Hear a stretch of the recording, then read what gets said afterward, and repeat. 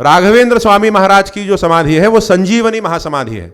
यहां प्रभु महाराज की समाधि संजीवनी महासमाधि है।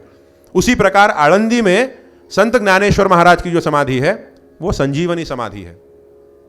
संत ज्ञानेश्वर महाराज की समाधि के 250 वर्षों के बाद पैठण के एकनाथ महाराज के स्वप्न में ज्ञानेश्वर महाराज प्रकट हुए और उन्होंने कहा कि अजान वृक्षाची मुळी कंठासलागली येऊनी आळंदी स्थली काढ़ हवेगी, कि किसी एक वृक्ष की जड़ मेरे कंठ में चुभ रही है।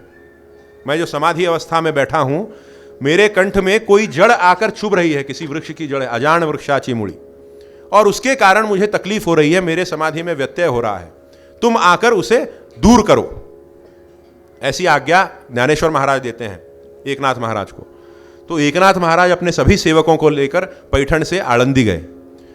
वहां गए तो उन्हें बड़ा आश्चर्य हुआ। सचमुच जो संजीवनी समाधि का जो स्थल था उस समय, वो बहुत खराब परिस्थिति थी। वहां पर सारे झाड़ी झुरमुट से वो आवृत्त था स्थान, कटीली जंगली झाड़ियां हो गई थी वहां पर। तो एकनाथ महाराज ने अपने सेवकों को लेकर सब कुछ शुद्ध किया उस परिसर को, और जाकर समाधि के समक्ष, ज्ञानेश्वर महाराज की संजीवनी समाधि के समक्ष ध्यानस्थ होकर बैठे।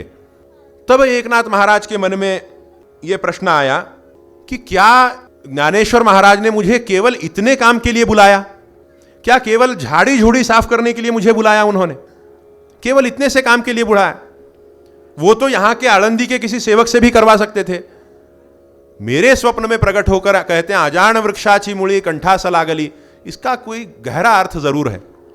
जब वे सोच ही रहे थे तब ज्ञानेश्वर महाराज स्वयं प्रकट हुए और उन्होंने बताया कि अरे एकनाथा, ऐसा है कि मैंने ज्ञानेश्वरी की जो रचना की है उसमें कई विकृतियां आ गई हैं, अशुद्धियां कई आ गई हैं, लोग उसका गलत उच्चारण कर रहे हैं, आवृत्ति जब उसकी बना रहे हैं, छाप रहे हैं, तो गलत गलत उसमें चीजें घुसा रहे हैं, ओवियों का गलत अर्थ लगा रहे हैं। तो इस प्रकार मेरा जो ग्रंथ है वो विकृत हो गया है उसका स्वरूप, तो उसको तुम शुद्ध करो। अज्ञान रूपी अजान वृक्षाची मुळी, अज्ञान रूपी वृक्ष की जड़ों ने उस निधि को, उस खजाने को ग्रस लिया है, तो उसे दूर करो और ज्ञानेश्वरी को शुद्ध करो।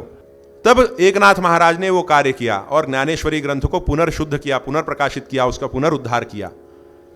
तो कहने का तात्पर्य क्या है कि ये संजीवनी अवस्था की महिमा है। हमारा ये दृढ़ विश्वास होना चाहिए कि प्रभु महाराज जो हैं यहाँ पर अपनी संजीवनी अवस्था में जीवंत रूप से हमारे कल्याण के लिए, हमारे उद्धार के लिए बैठे हुए हैं।